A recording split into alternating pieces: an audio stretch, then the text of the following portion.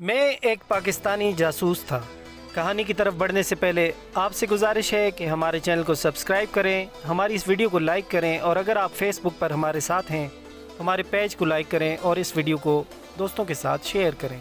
तो चलिए चलते हैं आज की कहानी की तरफ। अगरचे मेरे मकामी दोस्तों ने मुत्तले कर दिया था कि जो कांटा मेरे सीने में पेवस्त है उससे निजात की एक ही सूरत है, वो ये कि जैसे तैसे भी हो श्याम बनर्जी का पत्ता काट दिया जाए, तो फिर मरीज़ के ज़ख्म किसी हद तक मुंदमिल हो सकेंगे। श्याम बनर्जी कलकत्ता के मकामी दलालों का सबसे बड़ा ख़रीदार था।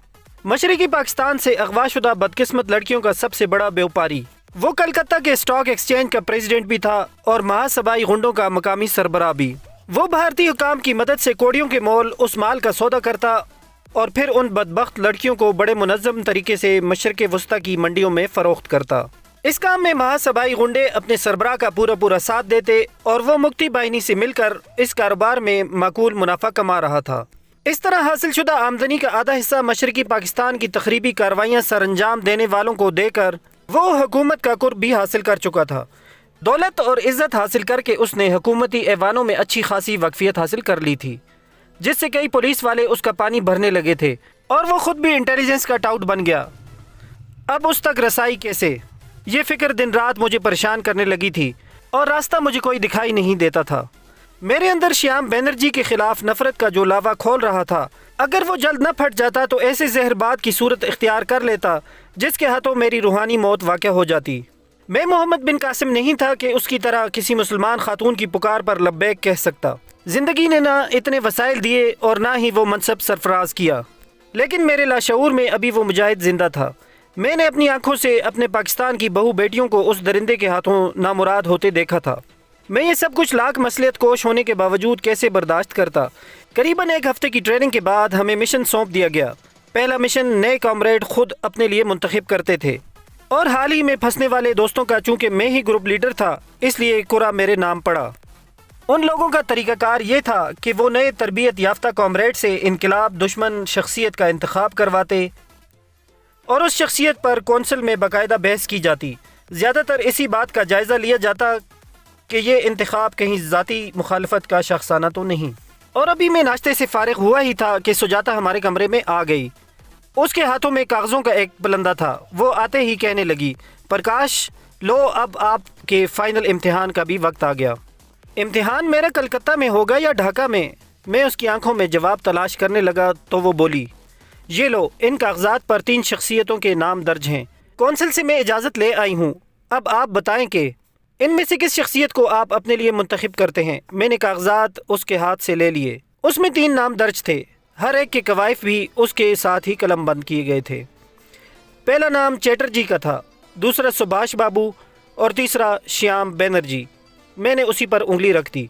वो हैरान होकर मुझे टटोलने लगी, लेकिन उसके बारे में ये दलील काफ़ी थी कि वो इंटेलिजेंस का टाउट है और पुलिस वालों से साजबाज करके उसने नक्सल बाड़ियों को मुसलसल जानी और माली नुकसान पहुंचाए हैं। सुजाता मेरे इंतखाब पर मुस्कुराई, फ़िक्र न करो, इस मुहिम में मैं भी तुम्हारे साथ रहूँगी। उसने नज़रें मुझसे मिलाने की कोशिश की, लेकिन मैं सोचने लगा था, एक आदमूजी के मर जाने से महासबाइयों का कुछ नुकसान तो नहीं होगा। अलबत्ता पूर्व पाकिस्तान की बच्चियों की कीमत का सौदा करने वाले को सज़ा देकर यकीनन मैं इस दर्द का मदावा कर सकूँगा जो मेरे लिए सुहाने रूह बना हुआ है। अब मैं वक्त और दिन का इंतज़ार करने लगा। उसी रोज़ लुधियाना से ट्रक बिल्टी भी बजरिया डाक मौसूल हो गई। प्रकाश ने एक लंबा चौड़ा ख़त भी उसके साथ ही लिखा था, जिसमें उसने मुझसे इल्तिजा की थी कि मैं बिज़नेस को परमात्मा के रहम करम पर छोड़ दूं और उसके लिए नहीं तो कम अज़ कम पूनम के लिए ही फ़ौरन वापस लौट आऊँ। अतमाम हुज्जत के लिए उसने माल भेज दिया था।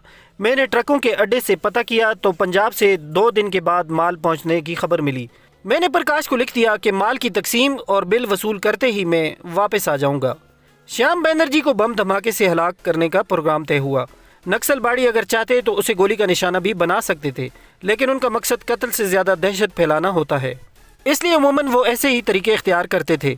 उसकी रिहाइश कलकत्ता की एक जदीद और मॉडर्न तर्ज की कॉलोनी में थी, जो समंदर के नज़दीक हाल ही में तामीर हुई थी, जहाँ रिहाइश पजीर लोगों में से कोई भी करोड़पति से कम नहीं था। बनर्जी को भी दूसरे अमीर लोगों की तरह नक्सल बाड़ियों का धड़का लगा रहता, इसलिए उसने अपनी कोठी पर खुसूसी पहरे का बंदोबस्त कर रखा था। उसकी हिफाजत हुकूमत के आदमी नहीं बल्कि महासबाई गुंडे करते थे। कोठी पर 24 घंटे पहरा लगा रहता था। बनर्जी को कत्ल करने की मुहिम की कमान सुजाता को सौंपी गई थी। उसके साथ मैं और 2 मुकामी वर्कर थे। हमारे पास श्याम बनर्जी के मामूलात का रिकॉर्ड मौजूद था और ये बात हमारी स्वाबदीद पर मुनहसर थी कि हम उसे किसी नाइट क्लब में मारना पसंद करते हैं या उसके दौलत खाने पर। सुजाता ने मेरे साथ मशवरा करने के बाद उसके घर का इंतखाब किया था, क्योंकि निस्बतन सुनसान इलाका होने की वजह से यहाँ फरार के मौके ज़्यादा थे। उसके अलावा हमारे दोनों साथी नए थे और ऐसी किसी भी मुहिम में वो पहली मरतबा हिस्सा ले रहे थे।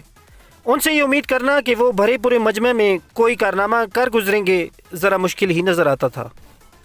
श्याम बनर्जी की वापसी करीबन 11 बजे रात को मुमकिन थी। हमारे दोनों मकामी कॉमरेड्स ज़रूरी साजो सामान समेत सरेशाम ही वहाँ पहुँच चुके थे, जबकि मैं और सुजाता 10 बजे के करीब एक भारी भरकम रॉयल फील्डर मोटरसाइकिल पर वहाँ पहुँचे।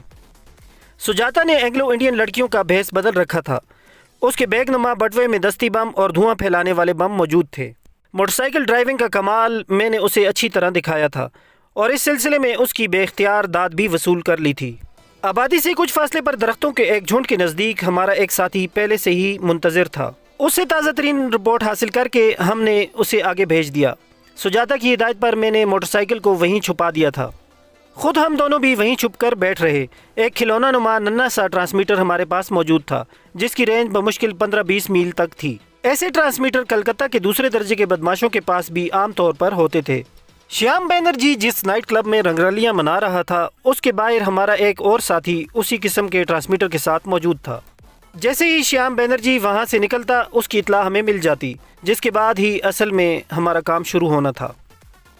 सुजाता और मैं चुपचाप एक दरख्त से टेक लगाए आने वाले हालात के मुंतज़िर थे। क्या महसूस कर रहे हो? उसने बड़ा ज़ुमानी सा फ़िक्रा कहकर सकूत तोड़ा। मैंने मुख्तसर सा जवाब दिया। और तुम? मैंने सवाल किया। कॉमरेड, मैं सेकुलर हूँ, ये मेरी पहली मुहिम भी नहीं। तुम्हें भी इल्म होगा कि मैंने अपने बाप को अपने हाथ से गोली मारी थी। मुझे कभी एहसास नहीं हुआ कि मेरा ये फ़ेल अच्छा था या बुरा। तुम्हारे पास एहसास करने के लिए वक्त ही कहाँ है? मैंने उसे टोकते हुए तंज़िया लहजे में कहा। हाँ, तुम ठीक कहते हो, मैं बेहिस हो चुकी हूँ, ज़हनी और जिस्मानी दोनों तौर से। लेकिन आज मुझे कुछ अजीब सा लग रहा है। मेरे हाथों दर्जनों कॉमरेड तरबियत पाकर निकले हैं। खुद मुझे चारू मोज़ मदार ने तरबियत दी थी, लेकिन जब से तुम्हारे साथ मुलाकात हुई है मुझे कुछ बेकली सी लगी रहती है। एक अजीब तरह का एहसास कभी कभी जहन पर छा जाता है। मैं महसूस करने लगती हूँ कि मैं गलत थी और गलत हूँ। जो अजीम मकसद लेकर मैं आई थी, वो तमाम सपने तो बिखर कर रह गए। मैं बुरी तरह फंस चुकी हूँ उन लोगों के बीच। कभी कभी तो दिल चाहता है मैं सब कुछ छोड़ छाड़ कर भाग जाऊँ। फिर भाग क्यों नहीं जाती? मैंने उसकी बात उचक ली। काश तुम्हें इस बात का जवाब दे सकती, लेकिन नहीं। 3-4 माह हमारे साथ रहोगे तो सब कुछ समझ जाओगे। तुम सोच रहे होगे कि मैं शायद तुम्हें वरगलाने या तहरीक से तुम्हारी वफादारी का इम्तिहान लेने के लिए ऐसी बातें कर रही हूँ। तुम्हें सोचना भी यही चाहिए, लेकिन ऐसी बात नहीं। अगर तुम ये सब कुछ हाई कमान तक पहुँचा दो तो वो जानते हो मेरा इंजाम क्या होगा। चंद लम्हे तवक्कुफ़ करने के बाद उसने कहा, एक बदतरीन मौत। फिर वो खामोश होकर खलाओं में कुछ ढूंढने लगी, शायद अपना छिना हुआ माजी तलाश कर रही थी। उसकी गुफ्तगू में कुछ ऐसी बात ज़रूर थी जिसने मुझे कुछ देर के लिए उसके मुतालिक सोचने पर मजबूर कर दिया। मैं उसके लिए अब खासी हमदर्दी महसूस करने लगा था। मेरी तवक्कुआत के बरक्स वो सिर्फ औरत ही निकली। सुजाता तुम्हारी बातों पर गौर करने को जी चाहता है। ये भी मुमकिन है जिस तरह ड्रामाई अंदाज में मैंने इस तहरीक को अपनाया है, इसी तरह किसी रोज़ छोड़ कर चला जाऊँ। मुझे न किसी ने यहाँ आने के लिए मजबूर किया है और न कोई जाने से रोक सकेगा। लेकिन न जाने मैं ये क्यों चाहता हूँ कि श्याम बनर्जी भी कुत्ते की मौत मारा जाए। मेरे मुंह से आखिरी फिक्रा बिल्कुल लाशऊरी तौर पर निकला था। प्रकाश, मुझे इल्म है, मुझे ये भी इल्म है तुम प्रकाश नहीं हो। मेरी रीढ़ की हड्डी में सनसनी की एक तेज़ लहर दौड़ गई। वो बहरहाल एक तरबियत याफ्ता तकरीबकार थी। ये भी मुमकिन था उसके रवाबित किसी गैर मुल्की एजेंसी से रहे हों, क्योंकि ऐसी तहरीकें उनके तावन के बगैर नहीं चला करती। बड़ा ज़बरदस्त डायलॉग बोला है कॉमरेड। मैंने हतुल वसा कोशिश की कि मेरी आवाज़ पुरसुकून रहे। उसके साथ ही मेरा हाथ जैकेट की जेब में रेंग गया। प्रकाश, तुम जो कोई भी हो, मुझे इससे गर्ज नहीं, लेकिन तुमने अपनी सलाहियतें आजमाने के लिए गलत मैदान मुंतखब किया है। अभी उसकी बात बमुश्किल मुकम्मल हुई थी जब उसकी गोद में रखे ट्रांसमीटर पर सिग्नल मौसूल हुआ। कम ऑन कॉमरेड, उसने ट्रांसमीटर ऑफ करते हुए मुझसे बड़े सर्द लहजे में कहा। मैं अपनी जगह से उठा और मोटरसाइकिल के पहलू में लटके थैले से स्टेन गन निकाल कर उसमें मैगजीन फिट करता हुआ वापस आ गया। हम दोनों ने वहाँ से उठकर सड़क के किनारे उगी झाड़ियों में पोजीशन संभाल ली थी। بینرجی کے تعاقب میں ہمارا ساتھی بھی آ رہا تھا۔ اس نے ہی ہمیں بینرجی کی گاڑی کی نشاندہی کرنی تھی۔ یہ سڑک کچھ زیادہ آباد نہیں تھی کیونکہ یہ کالونی کو آنے اور جانے کا راستہ تھا، عام شاہراہ نہیں تھی۔ ہماری موجودگی کے دوران بمشکل 2 یا 3 کاریں یہاں سے گزری تھیں۔ دھڑکتے دل کے ساتھ سڑک پر نظریں جمائے اسٹین گن تھامے میں سجاتا کے ساتھ بینرجی کا منتظر تھا۔ جب سڑک پر بہت دور روشنیاں جگمگائیں، اس کے ساتھ ہی سجاتا کا ٹرانسمیٹر جاگا۔ آ رہا ہے، کاریں 2 ہیں، مختصر سا پیغام ملا اور سلسلہ ختم۔ دوسری کار میں یقیناً اس کے محافظ ہوں گے۔ سجاتا نے فوراً دونوں مقامی ساتھیوں کو جو یہاں سے کچھ فاصلے پر تھے اپنے نزدیک پہنچنے کا حکم دیا تاکہ مقابلے کی صورت میں تناسب برقرار رہے۔ ٹرانسمیٹر اپنے بیگ میں رکھ کر اس نے مضبوطی سے میرا ہاتھ دبایا۔ اس کی آنکھوں میں اس لمحے سارے جہان کی محرومیاں سمٹ آئی تھیں۔ مجھے وہ قاتلہ اور خونخوار ڈائن کی بجائے کسی کانوینٹ کی ننھی منی سی بچی دکھائی دے رہی تھی۔ کاریں اب لمحہ لمحہ نزدیک آتی جا رہی تھیں۔ سجاتا میرا ہاتھ چھوڑ کر تیزی سے آگے کی طرف رینگ گئی۔ ہم دونوں میں اب قریباً 8-10 گز کا فاصلہ ہو چکا تھا۔ جب اگلی کار اس کے نزدیک پہنچ گئی، یکے بعد دیگرے 2 ہینڈ گرینیڈ کار کے آگے پھٹے اور اس کے پرخچے اڑ گئے۔ دوسری کار والوں نے بریک لگانے میں خاصی تیزی دکھائی تھی، لیکن وہ بھی اس دھماکے سے متاثر ہوئے بغیر نہ رہ سکے اور کار ڈرائیور کے کنٹرول سے باہر ہو کر سڑک کے کنارے لگے ایک درخت سے ٹکرا کر رک گئی۔ سجاتا تیزی سے واپس میری طرف پلٹی لیکن ٹھوکر کھا کر گر گئی۔ دوسری کار میں سوار لوگ تربیت یافتہ معلوم ہوتے تھے۔ بینرجی کی جلتی کار کی روشنی میں نے 3 سایوں کو چھلانگیں لگاتے دیکھا جنہوں نے زمین پر گرتے ہی تربیت یافتہ فوجیوں کی طرح پوزیشنیں سنبھال لی تھیں۔ انہوں نے شاید سجاتا کو بھاگتے دیکھ لیا تھا۔ یکے بعد دیگرے 3 گولیاں اس کی پشت میں لگیں اور وہ لڑکھڑا کر مجھ پر آ رہی۔ میں نے لیٹے لیٹے پہلو بدلا اور اسٹین گن کا فائر اس طرف کھول دیا۔ اس کے ساتھ ہی ہمارے دونوں ساتھیوں نے قریب سے فائرنگ شروع کر دی۔ کار سواروں نے ہماری تعداد زیادہ دیکھ کر جان بچانے میں ہی عافیت سمجھی اور بھاگ اٹھے۔ 2 بھاگتے ہوئے محاسبائی تو میری اسٹین گن نے چاٹ لیے، جبکہ تیسرے کو مارنے کی سعادت دوسرے کامریڈ نے حاصل کر لی۔ اس کے ساتھ ہی میں نے سجاتا کا ہاتھ پکڑا اور اسے اوپر اٹھانا چاہا، جو زمین پر لیٹی کرا رہی تھی، لیکن سجاتا اٹھ نہ سکی۔ میں نے اسے کندھے پر لاد کر موٹر سائیکل کی طرف دوڑ لگا دی۔ موٹر سائیکل کے قریب پہنچنے تک وہ نیم بے ہوش ہو چکی تھی۔ اس کے تمام کپڑے خون میں تر تھے۔ فائرنگ آٹومیٹک رائفل سے کی گئی تھی، جس کی گولیاں جسم میں گھسنے کے بعد پھٹتی ہیں اور اندرونی نظام کو کاٹ کر رکھ دیتی ہیں۔ میں نے اسے سہارا دے کر اٹھانا چاہا، لیکن سجاتا نے ہاتھ کے اشارے سے مجھے منع کر دیا۔ اب وہ اٹھنے کے قابل نہیں رہی تھی۔ میں نے سہارا دے کر اسے درخت سے ٹیک لگا کر بٹھا دیا، خود اس پر جھکا تاکہ اس کے زخموں کا جائزہ لے سکوں۔ پرکاش ٹھہرو، میری بات سنو، میرے پاس وقت کم ہے، اس نے نخیف سی آواز میں مجھے مخاطب کیا۔ سجاتا حوصلہ کرو، میں اس کے علاوہ اور کیا کہتا؟ پرکاش میں اب بچ نہیں سکتی۔ مجھے اس بات کا احساس ہو گیا تھا کہ یہ میری آخری مہم ہے۔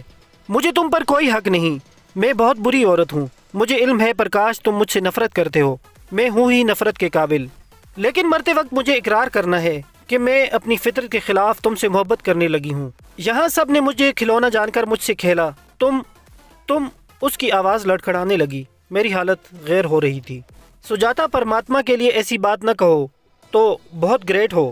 سجاتا، تم نے عظیم انقلاب کے لیے اپنے باپ کو مار ڈالا۔ اس نے میری بات خود مکمل کر دی۔ نہیں پرکاش، یہ سب بکواس ہے، کوئی انقلاب نہیں آئے گا، سب ذلیل لوگ ہیں، دوسری حکومتوں سے مال کھاتے ہیں۔ پرکاش، مجھے وچن دو، تم یہاں سے چلے جاؤ گے۔ اس نے میرا ہاتھ دونوں ہاتھوں میں تھام کر ملتجی نگاہوں سے میری طرف دیکھا۔ ہاں سجاتا، میں چلا جاؤں گا، میں تمہیں بھی، میں نے تیزی سے کہنا چاہا، لیکن اس کی گردن ایک طرف ڈھلک گئی۔ سارے جیون میں صرف ایک تم آئے تھے، وہ بھی۔ اس نے ایک لمحے کے لیے گردن اٹھا کر میری طرف دیکھا اور ہچکی کے ساتھ ہی اکڑی ہوئی سانسوں کا تانا بانا منتشر ہو گیا۔ میں ابھی تک پھٹی پھٹی نگاہوں سے اس کے چہرے کو تک رہا تھا۔ مرنے کے بعد اس کی تمام کرختگی اور نخوت ختم ہو چکی تھی اور اس کے چہرے پر ملائمت اور معصومیت سمٹ آئی تھی اور وہ کسی دوسری دنیا کی مخلوق دکھائی دینے لگی تھی۔ میں نے اپنے ذہن کو جھٹکا دیا اور حقیقت کی دنیا میں واپس لوٹ آیا، جہاں کسی بھی لمحے پولیس کی آمد متوقع تھی۔ میں نے ریزہ ریزہ دل کے ساتھ اس کو زمین پر لٹا کر اس کی تلاشی لی اور تمام اشیاء اپنی جیبوں میں ٹھونس لیں۔ اسے آرام سے زمین پر لٹا دیا تاکہ اس کی پرسکون نیند میں خلل نہ آئے۔ تھوڑی دیر کے بعد ہی میں بڑے دکھی دل سے موٹر سائیکل کو ان محفوظ راستوں پر اڑائے لیے جا رہا تھا جو فرار کے لیے ہم نے پہلے ہی منتخب کر رکھے تھے۔ محفوظ ٹھکانے پر کامریڈ میرے استقبال کے لیے موجود تھے۔ صبح کے اخبارات میں شیام بینرجی کی موت کی خبر جلی سرخیوں کے ساتھ شائع ہوئی۔ اور پولیس نے اس کی موت کا ذمہ دار بھی نکسل باڑیوں کو ہی ٹھہرایا۔ اس خبر کے ساتھ ہی ایک گمنام لڑکی کی لاش کی تصویر بھی چھاپی گئی تھی، جس پر پولیس نے مجرموں کے ساتھی ہونے کا شک ظاہر کیا تھا، اور ہم نے بھی اپنی ہنگامی میٹنگ میں اس بدنصیب حسینہ کی موت پر اسے خراج تحسین پیش کیا اور تھوڑی دیر کے بعد اسے بھلا دیا۔ میرے اس پہلے کارنامے نے اس حلقے میں میرا وقار بڑھا دیا اور میں سوچنے لگا تھا، دیکھیں میرے لیے اب کون سا محاذ تجویز کیا جاتا ہے۔ 2-3 روز کے بعد پرکاش کو یہاں سے بلٹیاں بھی موصول ہو گئیں اور میں نے مال چھڑا کر گاہکوں میں تقسیم کر کے اپنی جیبیں پیسوں سے بھر لیں۔ دراصل اب میری تربیت تو مکمل ہو چکی تھی اور میں پنجاب واپس جا رہا تھا۔ روانگی سے قبل میں چیتن سے ملنے گیا تو وہ کہنے لگا، کامریڈ تمہیں اگلا مشن بھی سونپ دیا گیا ہے۔ وہ کیا؟ میں حیران ہو کر اس کی طرف دیکھنے لگا تو اس کے ہونٹ آہستہ آہستہ تھرکنے لگے۔ سوامی دیانند کو قتل کرنا ہوگا۔ وہ کیوں؟ میں کہتے کہتے رک گیا۔ میرے کانوں میں سجاتا کے الفاظ گونجنے لگے، ابھی نئے ہو، تمہیں جلد ہی علم ہو جائے گا کہ سینئرز کا احترام کرنا چاہیے، تعمیل حکم کرنی چاہیے اور بس۔ تو ویورز، یہ تھی ہماری آج کی ایپیسوڈ۔ امید ہے آپ کو پسند آئی ہوگی۔ ہماری اس ویڈیو کو لائک کریں، اپنے دوستوں میں شیئر کریں۔